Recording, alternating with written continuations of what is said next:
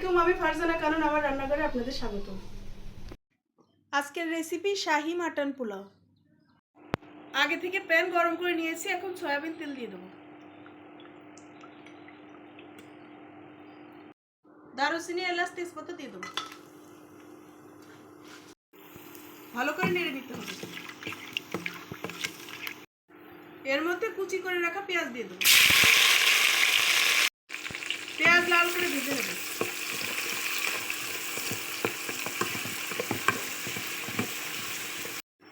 পেঁয়াজ ভাজা হয়ে গেছে, এর মধ্যে আদা, রসুন, কাঁচামরিচ বেটে নিয়েছি দিয়ে দেবো। ভালো করে নেড়ে নেব।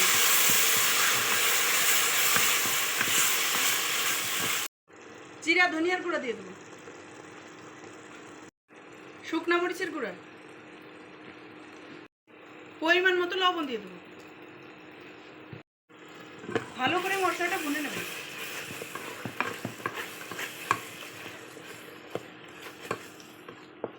টক দই দিয়ে দেবো।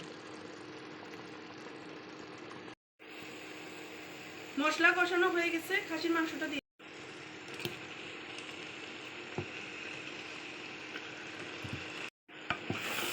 ভালো করে কষিয়ে নিতে হবে।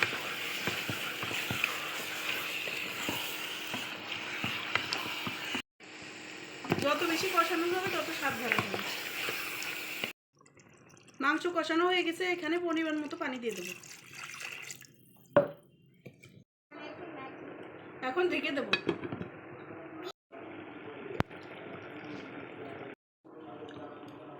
মাংস সেদ্ধ হয়ে গেছে, এখন তুলে নেব। এইভাবে তুলে নিতে হবে। এখন এর মধ্যে পোলাওর চাল দিয়ে দেবো। এভাবে দিয়ে পোলাও রান্না করে নিতে হবে।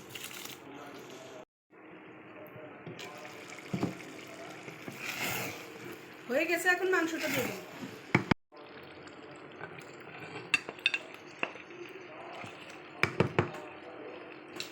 উপর দিয়ে কাঁচামরিচ দিয়ে দেবো। ঢেকে দেবো। উপর দিয়ে ঘি দিয়ে দেবো। গরম মশলার গুঁড়া, কেওড়া, কুচি করে রাখা গাজর দিয়ে দেবো। পেঁয়াজের বেরেস্তা,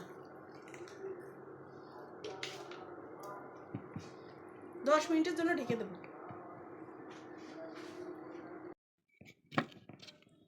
প্রায় রেডি হয়ে গেছে, নামিয়ে পরিবেশন করে নেব।